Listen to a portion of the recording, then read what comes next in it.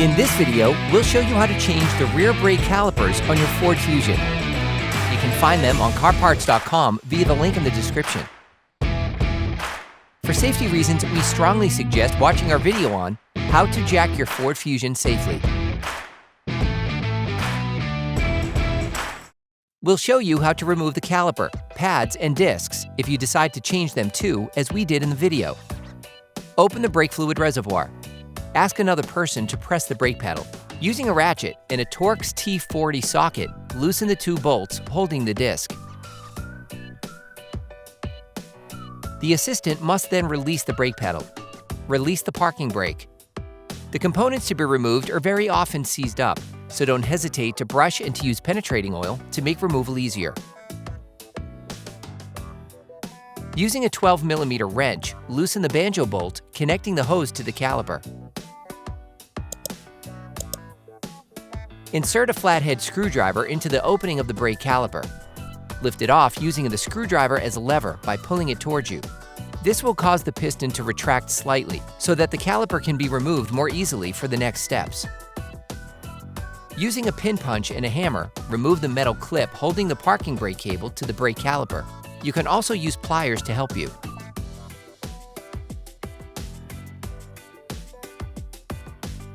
Disconnect the parking brake cable from the caliper. If necessary, pry the crowbar to facilitate handling.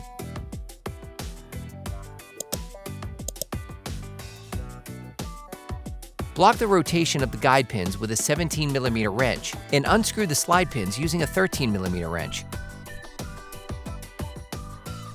Finish unscrewing by hand.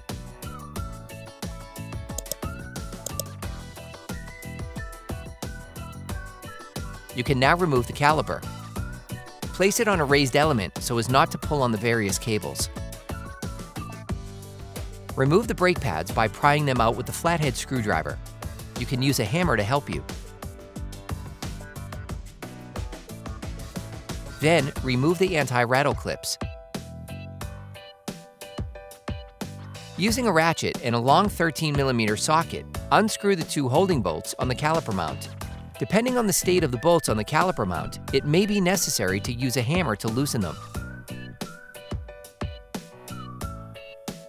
Remove the caliper mount. Finish unscrewing the disc retaining bolts in order to remove it. Sometimes, the disc may get stuck on the hub. If this happens, use a hammer to remove it.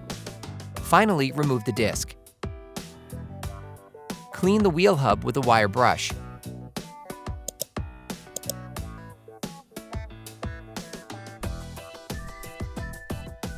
Before installing the new disc, it is vital to clean it using brake cleaner and paper towels to take off the storage paraffin. If your new disc is coated, you can place it directly onto the wheel hub. Put the new brake disc in place. Screw the disc retaining bolt back on until it makes contact.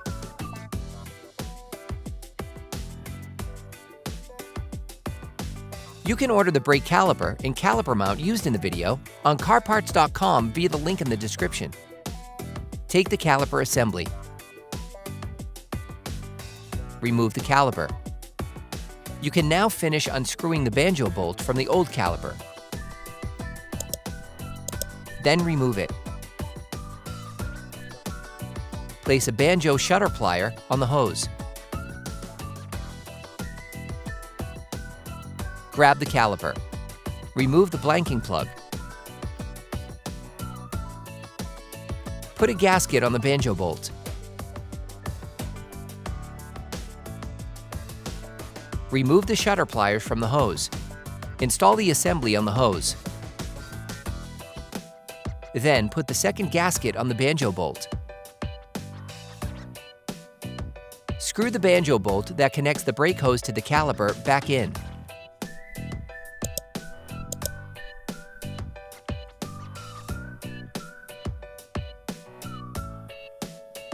Take the new caliper mount. Reassemble the caliper mount by screwing first by hand, then with a ratchet and a 13mm socket to lock them in place. Finish tightening using a torque wrench.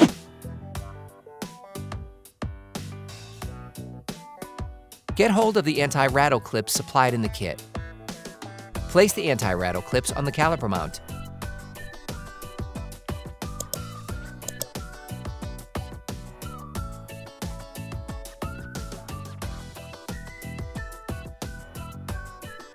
Grab the new pads and lightly coat the ends with copper grease to help them slide more easily.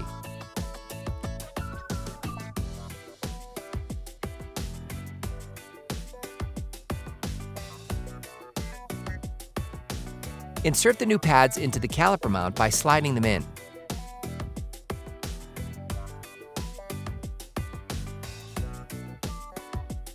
Put the brake caliper back in place and screw in the slide pins by hand at first.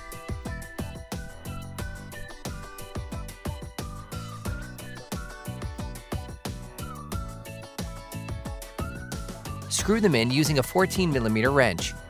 You can use a 17mm wrench to prevent the bolts from rotating.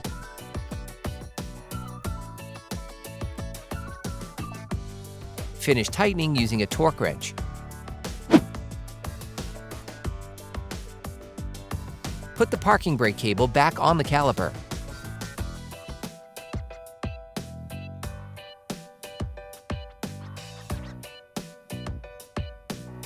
Lift it off using a small crowbar as a lever.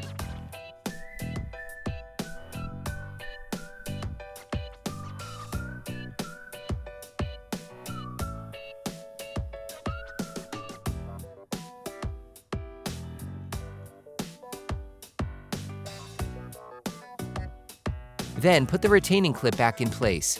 You can use a hammer to insert it properly.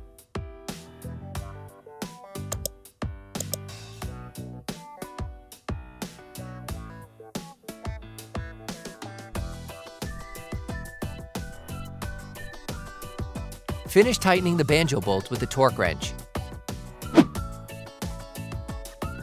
Set the parking brake. Finish tightening the disc retaining bolt with the Torx wrench. Clean the disc with brake cleaner and a cloth to remove the grease from the new pads. When replacing a brake caliper, you need to bleed the brake fluid system to remove air from the system. To do this, we suggest watching our video, How to Bleed the Brake Fluid System Ford Fusion. After bleeding, remember to clean the caliper disc assembly with brake cleaner to remove the brake fluid, which can be corrosive. Then you will be able to put the wheels back on your vehicle.